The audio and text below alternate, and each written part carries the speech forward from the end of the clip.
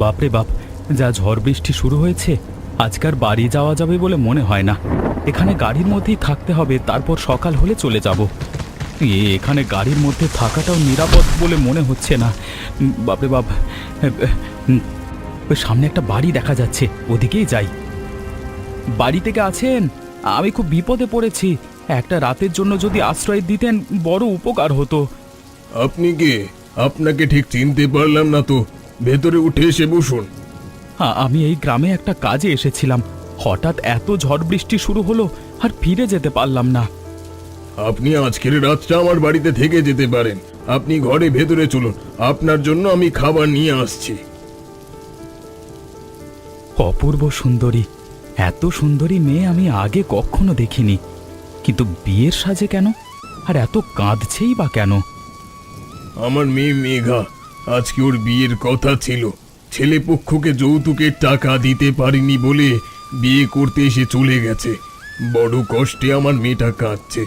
বাবা, তুমি বসো, আমি তোমার জন্য ভাত নিয়ে আসছি। মাংস ভাত? আমার জন্য কোনো ব্যবস্থা না করলেও তো হতো, আপনি শুধু শুধু কষ্ট করলেন। মেয়ের বিয়েতে সামান্য মাংস ভাতের আয়োজন করেছিলাম। বিয়ের খাবার তুমি খাও বাবা। যদি কিছু মনে না করেন, একটা কথা বলতে চাই। আপনার মেয়েকে আমি আজকে রাতে বিয়ে করব, আপনি বিয়ের ব্যবস্থা করুন। কি বলছো বাবা তুমি? আমি ঠিকই বলছি। সারা রাত ছেলেটা বাড়ি ফেরেনি, কোনো বিপদ হলো কিনা বুঝতে পারছি না। অফিসের কাজে নাকি কোন এক গ্রামে যেতে হয়েছে। বলি কি, অফিসে আর কেউ চাকরি করে না? এই আমার ছেলেটাকেই কেন দূর দূরান্তে যেতে হয় বলো তো?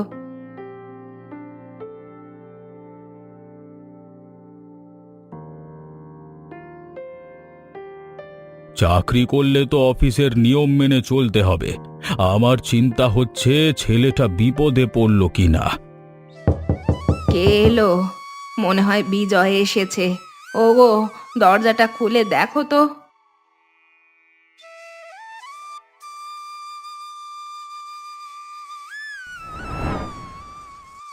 বাবা, মা, তোমার বউ মেঘা, কালকে রাতে ওদের বাড়িতে আশ্রয় নিয়েছিলাম।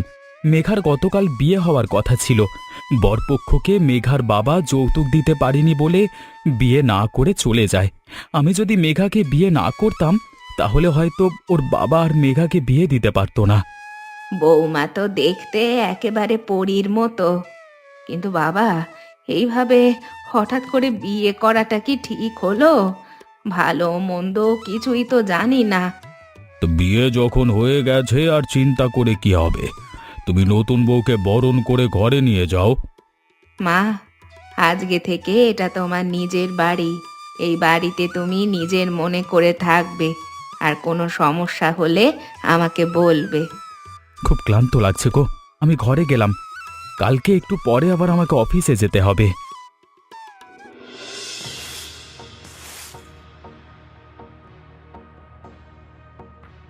এই এলো মাতাল হই, সারাদিন তোনার বোতলের জল না গিললে চলে না। এদিকে যে সংসার চলছে না, সে খেয়াল কি ওর আছে? কি বললে তুমি? আর একবার বলো। কি আর বলবো? আচ্ছা, আমাকে একটা কথা বলো তো, জল কেনার পয়সা পাও কোথায় শুনি? হে কৈফিয়ত কি তোমাকে দিতে হবে? পয়সা তো তোমার বাবার বাড়ি থেকে নিয়ে আসেনি। বাবার বাড়ি থেকে আর কত দেবে? যা দিয়েছে সব তো শেষ করেছো। বেশি কথা বললে চুলি মুটি ধরে বাবার বাড়িতে পাঠিয়ে দেবো। তাই দাও, তাহলে আমিও বাঁচি। তোমার মতো মাতালের সাথে সংসার করার চেয়ে বাবার বাড়ি চলে যাওয়া অনেক ভালো। তুমি কি জানো, তোমার দাদার ছেলে বিজয় বিয়ে করেছে? বিয়েতে দাওয়াত দেওয়ারও প্রয়োজন মনে করলো না। সে কি কথা? বিজয়ের বিয়ে? আমাদের বিজয়ের বিয়েটা তো খুব ধুমধাম করে হওয়ার কথা ছিল। এভাবে হঠাৎ করে বিয়ে হয়ে গেল, আর আমাদের বলার প্রয়োজনও মনে করলো না। তুমি জানলে কি করে বিজয়ের বিয়ে হয়ে গেছে? তোমার বাবার বাড়ির এলাকায় একটা দরকারে গিয়েছিলাম, সেখানে সবাই বলা বলি করছে। তোমার দাদাকে নিয়ে তো তুমি অনেক গর্ব করো, সেই দাদা কিনা তোমার সাথে এমন করতে পারলো? সত্যি ঘটনাটা কি সেটা আগে আমাকে জানতে হবে, তারপর এই বিষয় নিয়ে তোমার সাথে কথা বলবো। তোমার দাদা যে দোষী সেটা জানতে খুব কষ্ট হচ্ছে, তাই না? তোমার দাদা মহান মানুষ বলে কথা। তোমার সাথে এখন কথা বলতে আর ভালো লাগছে না।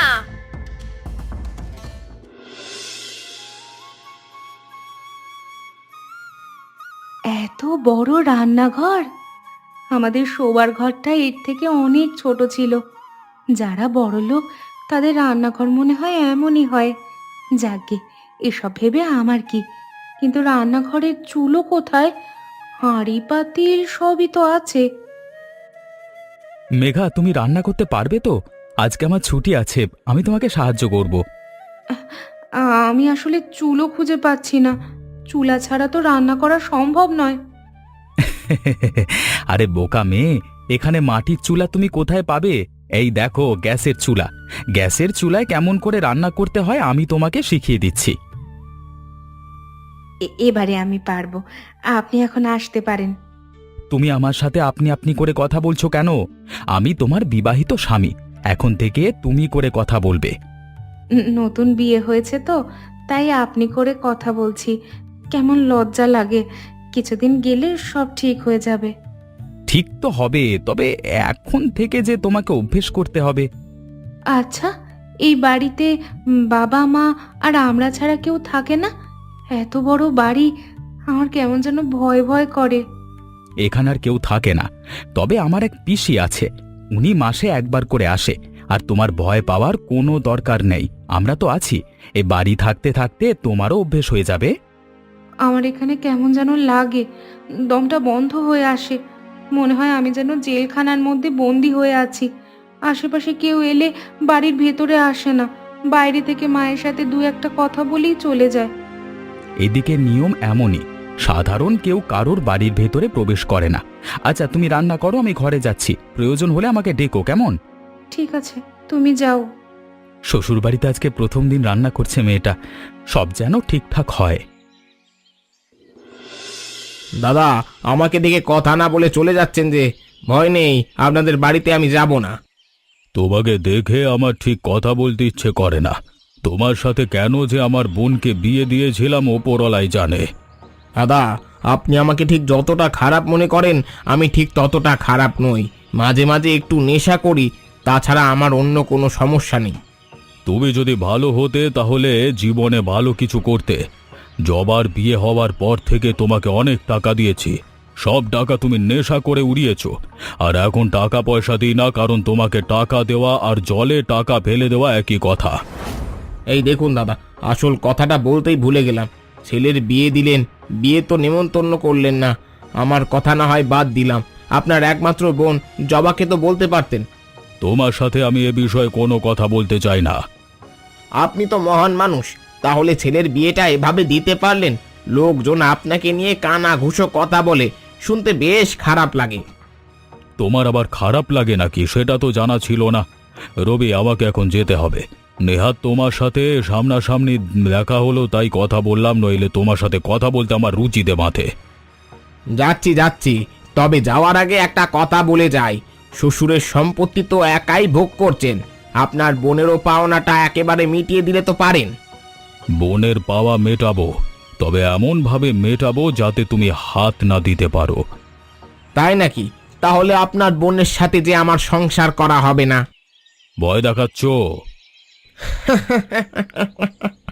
ভয় দেখাবো আপনাকে? যাকগে, বেশি কথা হয়ে যাচ্ছে, আমি এখন আসি, পরে দেখা হবে। তবে এবার দেখা হলে কিন্তু হিসাবটা বুঝে নিব।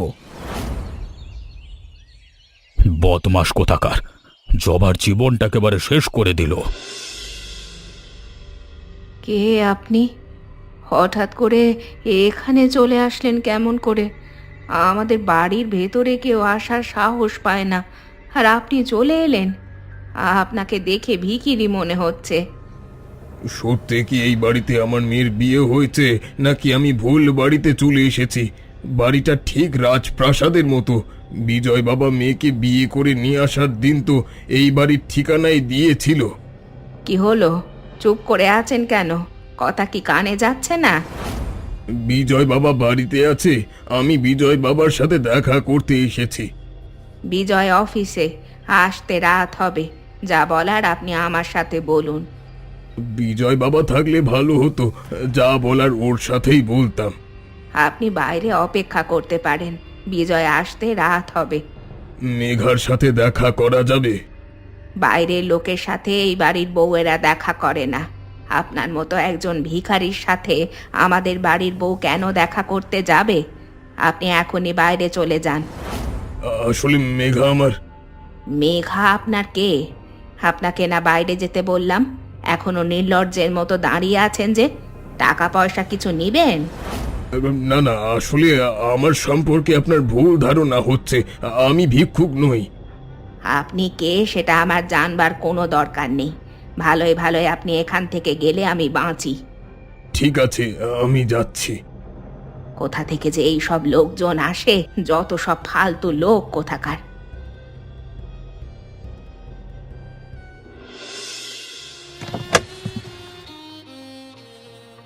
একি, আপনি এখানে দাঁড়িয়ে আছেন কেন? বাড়ির ভেতরে চলুন। বাবা, আমি তো বাড়ির মধ্যে গিয়েছিলাম। একজন মহিলার সাথে আমার দেখা হয়েছিল। উনি আমাকে ভিখারি মনে করে বাইরে বার করে দিয়েছেন। মনে হয় আমার মায়ের সাথে আপনার দেখা হয়েছিল। আপনার পরিচয় দিতে পারতেন। আর মেঘা কোথায় ছিল তখন?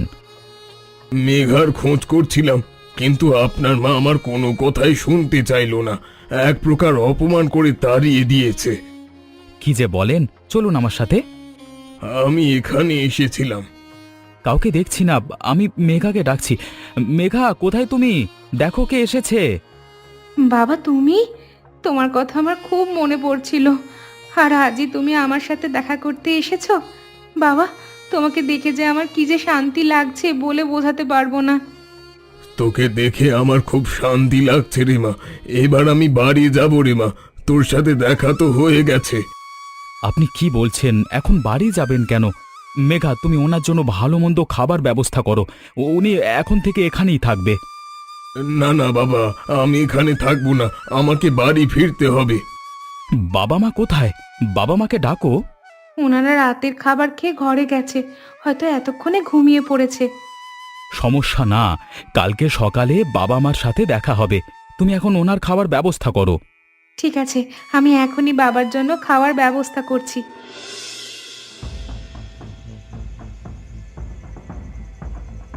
এই লোকটার সাথে আমি আর সংসার করতে পারবো না। রোজ রাতে মাতাল হয়ে বাড়ি ফিরে আর আমাকে অত্যাচার করে। আর কত অত্যাচার সহ্য করব? যদি সন্তান থাকতো তাও তো তার মুখ দেখে বাঁচার আশা জাগতো। দেখতে দেখতে বিয়ের 15টা বছর হয়ে গেছে। একটা দিনের জন্য সুখ কি জিনিস আমি জানি না। একটা দিনের জন্য আমি সুখী হইনি। কতবার ভেবেছি সব ছেড়ে চলে যাব, তারপরও যে কেন এখানে পড়ে আছি। তোমাকে একটা কথা বলা হয়নি? যেদিন তোমার দাদার সাথে দেখা হয়েছিল বলেছি সব হিসাব বুঝিয়ে দিতে। শ্বশুরের সম্পত্তি তোমার দাদা একা ভোগ করবে, এটা তো হতে পারে না। সম্পত্তি সম্পত্তি করতে করতে তোমার মাথাটা খারাপ হয়ে গেল। নিজে তো কিছু করতে পারো না। আমার দাদাকে দেবে সেই লোভে তুমি দিন গুনছো। দাদাকে বলে দেবো কোনো কিছু যেন আমাকে না দেয়। দাদাকে বলে দেবো আমি কিছু নেব না। এই যদি তোমার মনের ইচ্ছা হয় তাহলে তোমার সাথে আমার আর সংসার করা হবে না। এবার যে বিদায় তোমাকে নিতেই হবে। দেখবে একদিন সত্যি সত্যি আমি চলে যাব। সেদিন তুমি হাজার খুঁজলেও আর আমাকে পাবে না। কোথায় যাবে শুনি? দাদার বাড়ি চলে যাবে? তুমি কি ভেবেছো তোমার দাদা বসিয়ে বসিয়ে তোমাকে খেতে দেবে?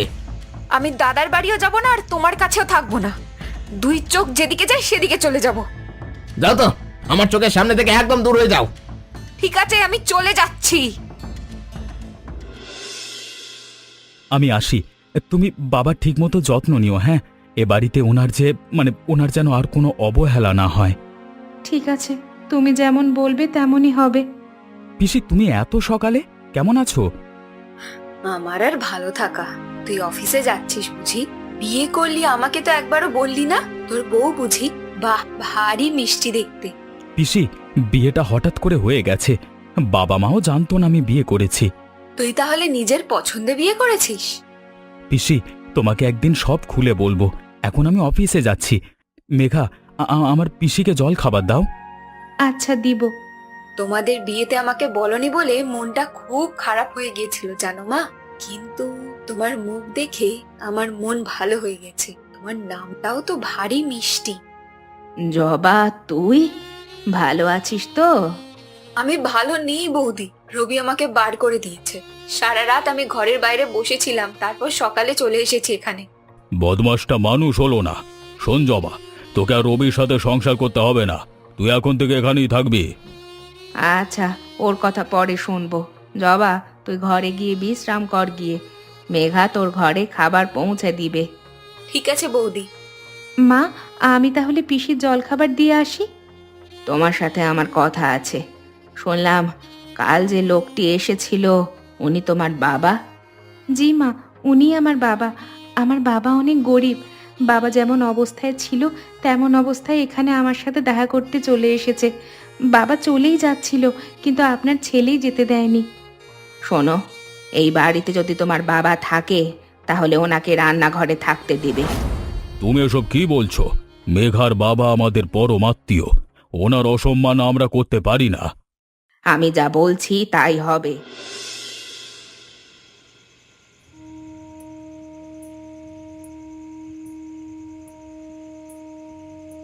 বাবা, তোমার খাবার এনেছি, তুমি খেয়ে নাও। আমি কিছু খাবো না রে মা, দুপুরে অনেক খেয়েছিলাম তো, তাই পেটটা ভরা। বুঝতে পেরেছি বাবা, তোমার মন খারাপ। না রে মা, মন খারাপ হবে কেন? কত বড় বাড়িতে তোর বিয়ে হয়েছে, জানিস মা, রান্নাঘরে থাকতে দিয়েছে বলে আমার মন একদম খারাপ না। এই রান্নাঘরটা তো আমাদের মতো গরিবদের কাছে স্বর্গের মতো। কিন্তু বাবা, আমার যে খুব কষ্ট হচ্ছে। আজকে যদি তোমার অনেক টাকা পয়সা থাকতো তাহলে কি এখানে তোমাকে ঘুমোতে দিত? থাক না মা, আজকের রাতটা কেটে গেলে তো কাল বাড়ি চলে যাব। মেঘা মা, জামাই কি বাড়ি এসেছে? এসেছে, কিন্তু তোমার জামাই জানে না তুমি এখানে আছো। থাক মা, জামাইয়ের কাছে কিছু বলার দরকার নেই। বাবা এখানে কেন? তুমি বাবাকে রান্নাঘরে শুতে দিয়েছো? আমাদের ঘরের পাশে যে ঘরটা আছে, আজকে থেকে বাবা ওখানেই থাকবে। থাক না, বাবার এখানে কোনো অসুবিধা হচ্ছে না। কিছুতেই বাবা এখানে থাকবে না। বাবা, আপনি আমার সাথে চলুন তো। মা কাল সকালে আবার রাগারাগি করবে। আমাদের মতো গরিবদের কখনো বড়লোকদের বাড়িতে বিয়ে হতে নেই। বিজয়, মেঘা, তোমরা কোথায় যাচ্ছ? আমাকে না বলে কেন চলে যাচ্ছ? মা, আমরা একেবারেই এই বাড়ি ছেড়ে চলে যাচ্ছি। যে বাড়িতে আমার বাবার জায়গা হয় রান্নাঘরে, সে বাড়িতে আমি থাকি কেমন করে বলুন? আপনার ছেলেও আমাদের সাথে যাচ্ছে। এটা আমার বাড়ি, তাই আমি যা বলবো তাই হবে।